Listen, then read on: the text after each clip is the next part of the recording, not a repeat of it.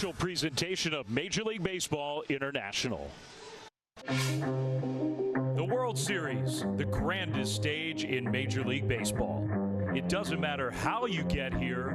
All that matters is what happens next. Don't look away. Send a display. All eyes on me. The autumn air feels heavier. The game slows down, but the moments speed up. Who will rise and who will fall? Our advice? Just keep watching.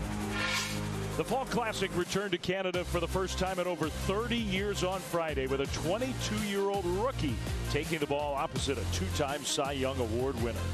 Trey Savage looked up to the challenge early, retiring a trio of former MVPs in order in the first, but he couldn't keep the Dodgers down for long.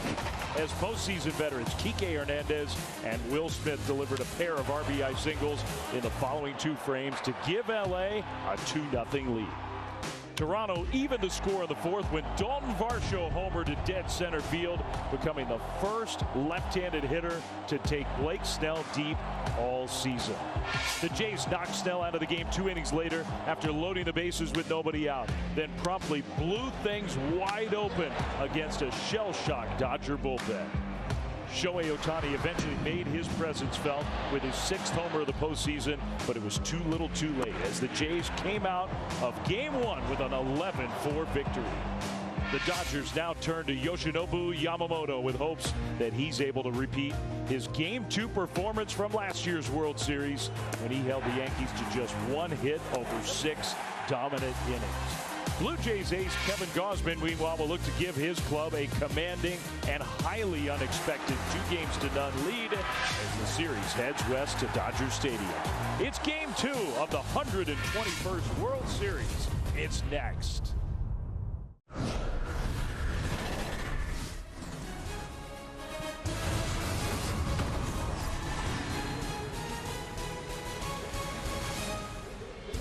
And welcome to Major League Baseball International special presentation of the 2025 World Series. Another beautiful fall night in Toronto inside the Rogers Center. It's Game 2 with the Dodgers and the Blue Jays.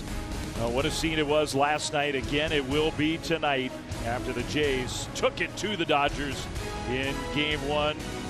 Locked in, focused, ready. This Jays team red hot and rolling through the postseason on offense. Meanwhile, the Dodgers, they had been until last night 9-1 coming into the World Series in these playoffs. They're going to lean on that man, Yamamoto, getting ready to pitch against Kevin Gausman. We got a great starting pitching matchup here tonight. Hi, everybody. Dave Fleming, Ryan Spilborg. It's great to have you with us.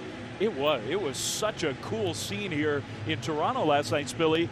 And part of that was just the statement that the Blue Jays made. I think these fans in this city, in this country, they're looking for more tonight. Well, what was funny about yesterday was so much of social media was saying Dodgers in 3. And now you have a Game 2 where the Dodgers have to win.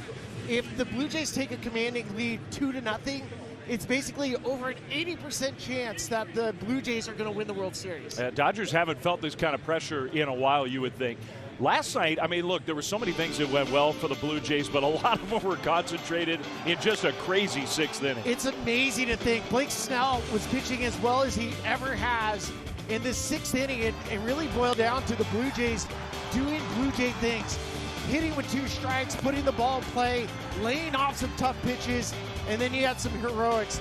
You had a guy like Andres Jimenez with the bases in, getting a big key single, and then on top of it, you go to the bullpen of the Dodgers, which felt like a weak link, and then Addison Barger basically off the couch. They woke him up. He hit the first pitch hit grand slam in World Series history. Amazing. Yeah, it truly was, and it was a total team effort by the Blue Jays, and it's put the Dodgers a little bit back on their heels, Billy. So the question tonight is, how does this powerful, star-studded Dodgers team respond? And I think a lot of it begins on the mound. The starting pitching has been so great for LA all playoffs long. Really good matchup. We'll talk about Gausman more in a moment, but Yamamoto coming off the first complete game in a postseason game in a long time since Justin Verlander in 2017. He's just been awesome. Well, Dave, it feels like the Dodgers have 4 aces, and for Yamamoto, the season he had with over 200 punch-outs, basically a 2.5 ERA, and then you saw him in the postseason just start to carve. 9 innings, 111 pitches, the split finger fastball combination, it's devastating. Look at where the ball's coming out of his hand. It is almost impossible for a hitter to recognize the fastball and then the split finger off of it. That's the two weapons he has. And by the way, he has 4+ pitches. If he's in the strike zone, Dodgers are begging for length. Yeah, well, you and I were there last year. Yamamoto in Game 2 against the Yankees in that powerful offense. He was outstanding. On the other side of things, Kevin Gausman, John Schneider, their manager, told us before the game today, he's our best guy. He's our ace. Now, he didn't pitch in Game 1 because, Philly, they needed him out of the bullpen in Game 7. Well, and you go back to Game 7, this was uncharted territory for Kevin Gausman. He talked about it. He was able to use his split finger and do some double play, had some traffic, couple walks, and then comes back to the split finger to get him out of it. It was a huge inning during that game because the Blue Jays ended up scoring right after. But as you're watching Gausman, he really is a two-pitch pitcher, but his two pitches are completely elite. The fastball's elite, the split finger's elite with it. Yeah, there's a lot of numbers that tell you how impressive he's been. I mean, Kevin Gausman probably underrated in this sport. He's one of the better aces out there, and the Blue Jays feel very confident with him on the mound tonight against a really good Dodgers team.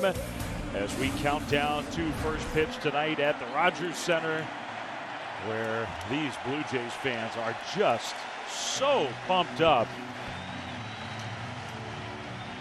I think they believed in their team coming into this World Series, but everybody else was picking the Dodgers.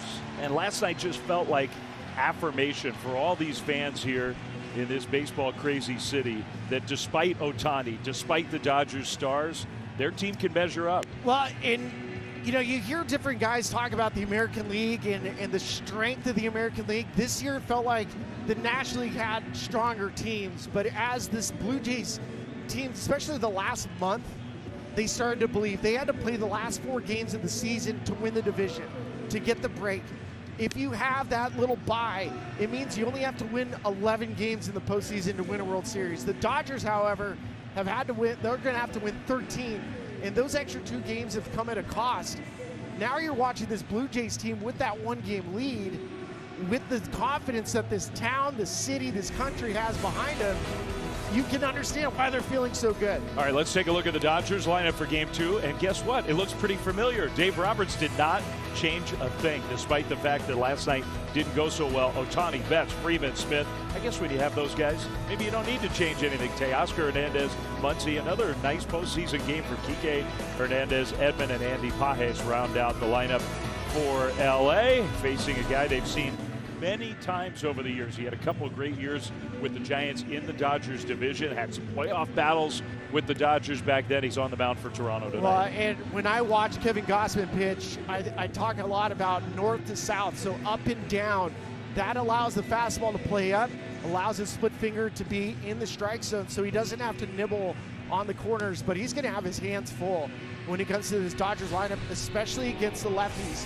Those lefties, they can scoop the split finger. Give you an idea of the pitch arsenal.